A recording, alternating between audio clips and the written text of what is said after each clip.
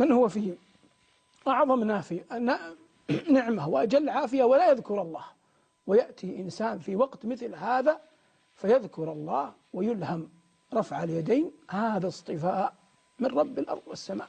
هذا يجعل المرء يعنى بسرائره.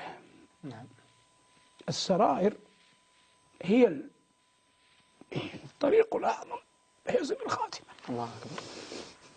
طيب شيخنا، لعلي أخرج من هذا الموقف، وقبل أن أخرج منه إلى الآية التي بعدها، هذه رسالة بهذه الصورة، رسالة إلى كل مسلم بأن هذه الشهادة من أجلها يقتلون إخواننا في غزة، ومن أجلها بإذن الله سنصمد في وجوههم وسنحمي ديارنا.